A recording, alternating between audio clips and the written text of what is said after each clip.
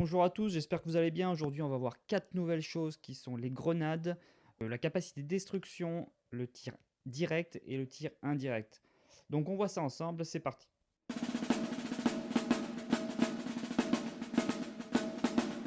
Donc commençons par les grenades. Je prends cet exemple ici. J'ai une tuile de recrutement avec une option de matériel qui m'apporte du coup 3 jetons grenades. Les unités qui pourront en bénéficier seront les unités qui ont la même bande colorée que la tuile de recrutement. Par exemple, cette tuile de recrutement, elle a une bande colorée jaune et rouge. Donc seules les unités qui ont cette bande colorée jaune et rouge pourront bénéficier des grenades. Donc cette bazooka squad ici sont bien jaune et rouge, donc elles pourront bénéficier. Les 4 unités sur la tuile de recrutement aussi. Par contre, par exemple, ce calibre 30, c'est une bande de couleur générique, donc c'est noir et vert foncé. Elle ne pourra pas utiliser les grenades. Mais si les grenades sont sur une tuile de commandement, que l'on reconnaît avec la couronne de laurier ici, comme ça, là, vous pouvez faire bénéficier toute votre armée, sans exception, aux grenades. Donc toutes vos unités, même le calibre 30 par exemple, là, pourra utiliser les grenades. Alors, comment utilise-t-on les grenades? C'est lors de la phase d'activation, lorsque vous activez une unité, à la place de faire votre action de tir normale, vous pouvez faire une action de tir alternative. C'est-à-dire, vous pouvez du coup utiliser ces grenades. Elles se lancent à 2 intercases à partir d'unités. Par exemple, si je lance une grenade, je ferai 1 et 2. Et je mets le gabarit ici. Sur le pion, il est indiqué aussi que tous les éléments de terrain qui bloquent la ligne de vue, ça n'affecte pas la grenade. Donc je peux très bien tirer au-dessus de ces bocages. Donc je pourrais faire par exemple 1 et 2. Et mettre mon gabarit ici. Ensuite, par exemple ici, je lance un dé pour chaque unité. Donc une grenade fait 2 contre l'infanterie.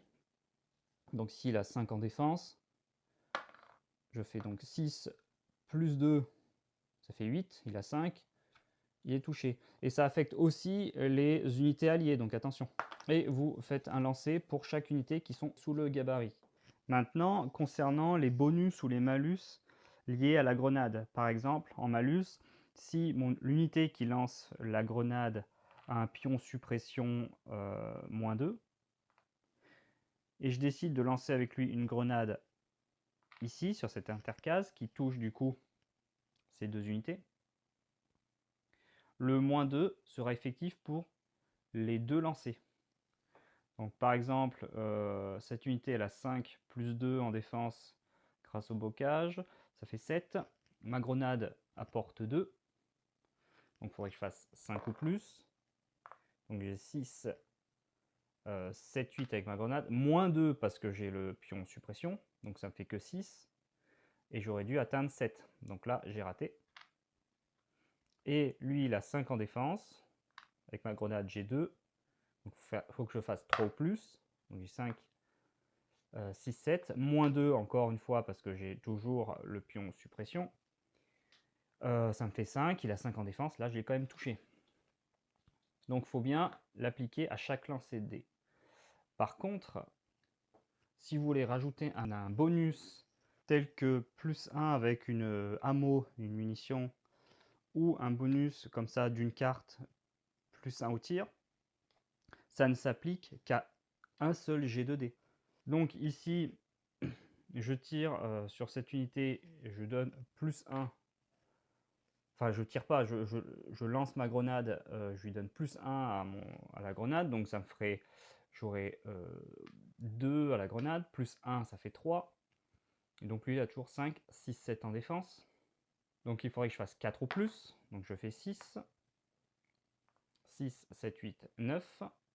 Mais j'ai mon pion suppression qui fait -2, ça me fait 7. Ça tombe juste, il a 7 en défense. Donc j'ai quand même réussi à le toucher.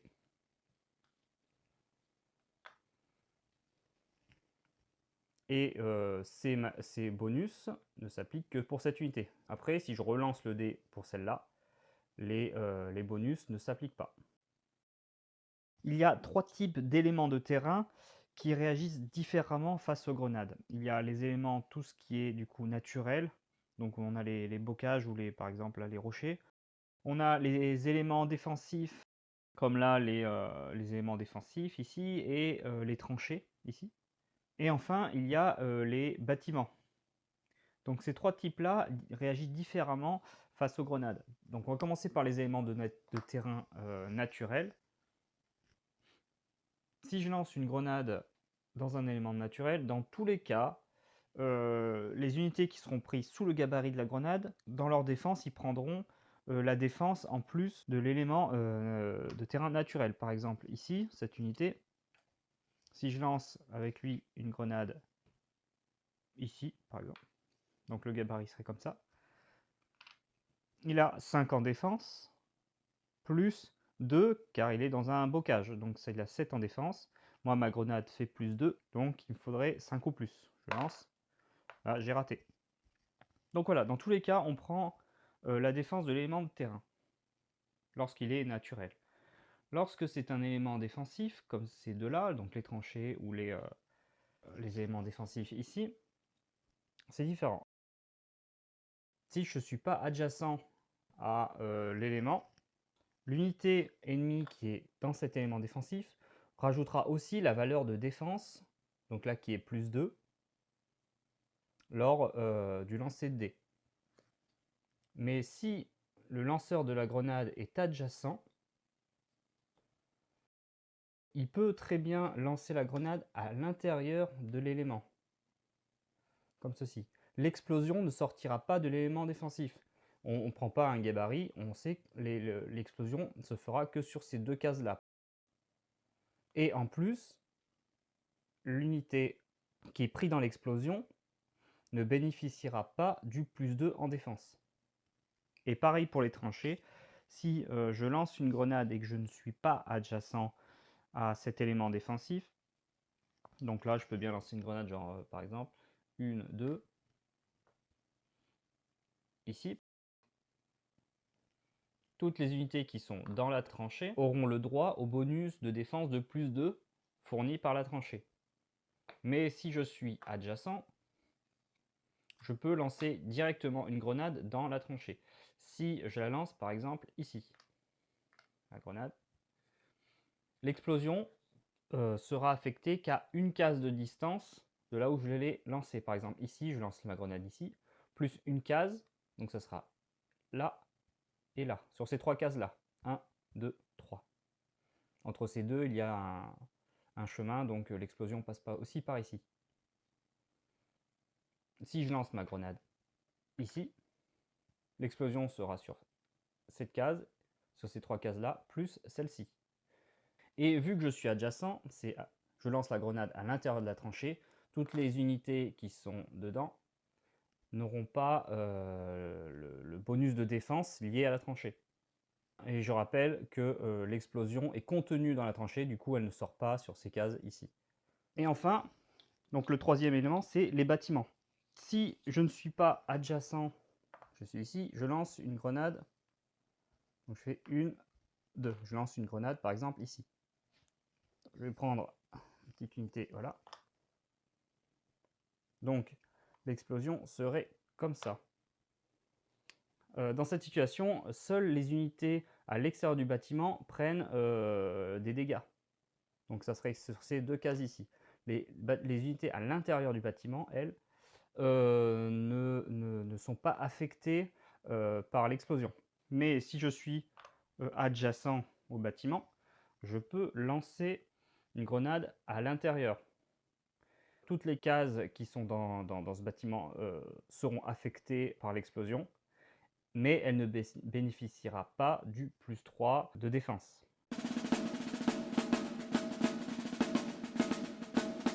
Alors voyons ensemble maintenant la capacité destruction. Toutes les unités possédant ce symbole, donc une explosion avec un numéro à l'intérieur, ont la capacité de détruire un bâtiment. ou une carcasse de véhicule. Les bâtiments ont un certain nombre de points de vie. Ici, il a 4 points de vie. Et par exemple, la carcasse du véhicule blindé détruit, il y a 4 points de vie aussi. Et tout ça, on peut les détruire. Donc lorsque vous utilisez la capacité de destruction soit sur une structure, soit sur une carcasse, par exemple avec le gabarit, vous lancez un nombre de dés égal au numéro de la capacité de destruction. Par exemple, si je prends le gabarit avec l'explosion verte, il y a 2 sur la capacité. Donc là, je lance 2 dés. Et sur tous les 4 ou plus, j'inflige un dégât au bâtiment. Par exemple, là, donc j'ai fait un seul dé qui était 4 ou plus. Je mets un pion destruction de 1 sur la structure. Vu que ce bâtiment a 4 points de vie, si j'arrive à un moment à 4, le bâtiment est détruit et je le retourne. Pareil pour les carcasses de véhicules. Lorsque j'atteins, par exemple pour celui-là, 4 points de destruction, je retire la carcasse. Donc là, je parlais des gabarits comme ceci. Par contre, les unités, par exemple comme ce char qui a la capacité de destruction et qui tire sur un bâtiment, c'est différent. Lorsque vous tirez, par exemple, il y a une unité ici. Voilà. Là, j'ai le choix de soit tirer directement le bâtiment, soit tirer sur l'unité. Dans les deux cas, on appliquera la capacité de destruction sur le bâtiment. Par exemple, je décide de tirer avec le canon principal sur l'unité d'infanterie. Donc je lance les dés pour l'unité d'infanterie, donc canon principal à plus 2. Lui, il a 4 en défense, plus 3, ça fait 4, 5, 6, 7. Donc ça fait 5 ou plus. Je le touche, je le retourne. Et ensuite, j'applique la capacité de destruction qui est de 2. Donc je lance 2 dés. Et sur chaque 4 ou plus, j'inflige un dégât au bâtiment. Donc j'ai fait 5 et 2. Donc j'inflige un dégât au bâtiment. Si l'unité qui tire avec la capacité de destruction a un pion suppression sur elle, lorsque vous lancez les dés, vous n'appliquez pas le -2 au lancer pour savoir si vous infligez des dégâts au bâtiment ou pas. C'est un des points où le marqueur suppression ne marche pas. Lorsque cela vient d'une unité d'un tir direct, je mets ce pion, donc vu que j'ai infligé qu'un dégât, je mets sur le 1, et je le mets en face de là où j'ai tiré, dans la direction que j'ai tiré. Comme ceci. Maintenant, toutes les unités d'infanterie pourront passer par ici, alors qu'avant, elles ne pouvaient pas, à moins d'avoir la carte adéquate. Mais maintenant, elles pourront passer, sauf qu'elles devront arrêter leur mouvement juste après. Si j'avais, avec mon char, effectué 2 dés, lancé 2 dés et fait 2, 4 ou plus, comme là, je l'aurais mis sur le 2. Inverser. Et là, toutes les unités d'infanterie pourraient passer par cet accès sans restriction de mouvement. Si le char tire en direction d'un trou qui a 2 points de destruction, vous ne pouvez pas agrandir plus ce trou. Donc si vous faites un point de destruction supplémentaire, vous rajouterez des petits pions comme ceci. Et si j'atteins toujours les 4 points de destruction, bah, par exemple, j'ai une autre brèche ici, parce que précédemment j'ai tiré autre part, et il y a une brèche ici. J'inverse à chaque fois. Donc là, j'en suis bien à 2, 3, 4. J'ai infligé 4 dégâts au bâtiment. Je retire et je retourne le bâtiment. Si je suis dans un angle, si je tire à partir d'un angle, je choisis sur quel côté du mur, le plus proche de cet angle, je pose le jeton trou. Là, ici ou ici. C'est moi qui choisis. Vous avez aussi les grands bâtiments indiqués par ce symbole-là. Ils sont indestructibles, mais vous avez le droit de faire des brèches, donc avec ces trous, ces pions-trous, autant que vous voulez sur ce bâtiment. Mais bon, il ne sera jamais détruit. Encore un point, dans cette situation, j'ai positionné un bâtiment, une structure ici, qui est un bunker. Les bunkers sont indestructibles, même avec la capacité de destruction. Mais la capacité de destruction, justement, a quand même un effet sur ces structures. Si je l'utilise, cette capacité, je peux assommer les unités d'infanterie qui sont à l'intérieur du bunker. Comment je fais? Ben, lors d'un tir, quoi. Si je cible, par exemple, soit directement le bâtiment, soit avec cette unité, j'utilise quand même la capacité de destruction. Dans cette situation, je lance 2 dés, car sur la capacité, j'ai le numéro 2, donc je lance 2 dés. Et si je fais au moins un 5 ou un 6, donc là j'ai fait un 6, si au moins j'en fais un, je mets un pion suppression sur toutes les unités qui sont à l'intérieur du bâtiment. Les unités camouflées, elles ne sont pas affectées par ça. Si je fais par exemple 2-6, je n'en mettrai qu'un seul. Hein, c'est pas par dé, mais il faut au moins en faire un pour pouvoir les assommer. Même si j'en fais 2, je ne mettrai pas 2 pions suppression. Dernier point concernant les bâtiments qui vont être détruits alors qu'il y a des unités à l'intérieur et un objectif. Lorsqu'il est détruit, donc on le retourne, bien faire attention d'avoir toujours le numéro là, par exemple c'est la tuile A01, qu'elle soit toujours en bas à droite. Voilà ici. Dans ce cas-là, bien sûr. Toutes les unités détruites, en commençant par le joueur qui a l'initiative, on va dire que c'est le joueur américain, il va placer son unité où il veut. Ensuite, c'est au deuxième joueur, il décide de placer son unité où il veut. Et toutes les unités prennent un pion suppression. Dans ce cas-là, l'objectif qui était à l'intérieur du bâtiment ne bouge pas, il est toujours au centre.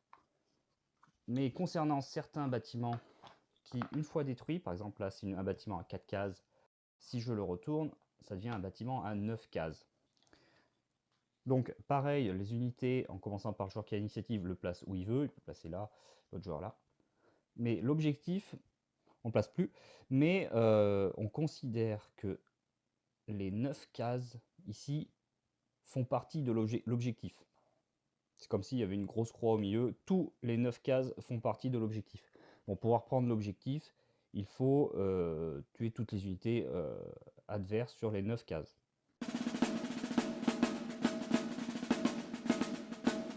Maintenant, concernant la capacité tir indirect, donc là, vous voyez, j'ai un rond d'une certaine couleur, donc là, elle est bleue avec une flèche au-dessus. Donc, elle permet de tirer n'importe où sur la carte, même si vous n'avez pas la vision sur les unités adverses. Par exemple, pour ce mortier, j'ai ce bocage qui me bloque la vision, donc je ne vois rien. Mais je peux faire du coup un tir indirect, par exemple, je peux choisir ici, sur cette intercase. Je vais tout de suite faire un tir, un jet de dispersion. Donc vous voyez, sur un 1, il va de 2 cases vers la gauche, sur un 4 en haut, un 3 à droite et un 2 au sud. Et si je fais un 5 ou 6, il reste sur place. Donc par exemple, je lance le dé, je fais un 3. Je déplace le gabarit de 2 cases. Et là, pas de bol, bah, je ne vais rien toucher du tout, car il n'y a aucune unité en dessous. Si j'avais fait par exemple ici un 5, le gabarit n'aurait pas bougé. Du coup, toutes les unités qui sont sous ce gabarit, on effectue un jet de dés pour le toucher. Bon, pour savoir ça, on regarde quelle couleur est la capacité spéciale. Là, elle est bleue. Je retourne gabarit. Et vous voyez, pour un bleu, j'ai plus 3 pour l'infanterie. Mon unité a plus à 4. Elle est dans un élément défensif qui a 2, plus 2. Donc elle est à 6. vu que j'ai à plus 3, je dois faire 3 ou plus. 3 ou plus, ça fait 6. Je suis à égalité avec sa défense, donc je le touche. Et je fais un jet de dés pour toutes les autres unités qui sont sous le gabarit. Alors, avec la capacité de tir indirect, vous n'avez pas le droit de tirer lorsque vous êtes à l'intérieur d'un bâtiment. Et lorsque le mortier, par exemple, a été à l'extérieur et que je tire sur le bâtiment, vous ne pouvez pas toucher les unités qui sont à l'intérieur. Par contre, le bâtiment, vous appliquerez la capacité destruction, par exemple avec celui-là, le bleu, et la capacité destruction 1. Et un dernier point concernant la dispersion. Donc si avec un tir indirect, je décide de tirer sur ce bâtiment, et comme ceci, et que le résultat, je fais du coup un 4. Mon gabarit de dispersion va aller à droite. Donc je ferai 1. Et ici, il faut que je sois forcément dans une intersection. Donc c'est à moi de choisir si je vais sur cette intersection-là ou celle-ci. Donc au choix, je vais sur celle-ci.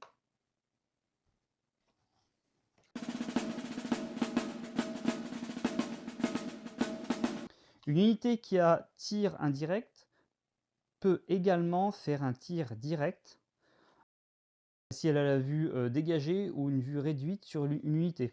Par exemple, comme ceci, ou même dans cet élément de terrain. Là, je vois l'unité. Donc je peux faire un tir direct, c'est-à-dire que je n'aurai pas besoin de faire un jet de dispersion. Je toucherai forcément ma cible. C'est l'avantage, mais le désavantage, si entre nous deux, il y a un élément de terrain qui réduit la vue, donc là par exemple ce rocher fait -2 à mon tir, je peux l'appliquer, je dois l'appliquer même. Donc je tire dessus. Donc par exemple, je le mets ici. J'ai 3 au tir. On peut prendre -2 parce que j'ai le rocher qui me gêne. Donc c'est comme si je tirais à +1 contre donc 4, 5, 6. Contre une défense de 6. Donc je suis obligé de faire 5 ou plus. Je casse, j'ai raté. En tir, je peux très bien aussi faire un tir indirect si je le souhaite, mais je suis d'abord obligé de faire un jet de dispersion. Donc je ne suis même pas sûr de toucher. Voilà, j'ai fait un 6. Bon là, ça reste ici, très bien. Mais il y a moins de chances de toucher.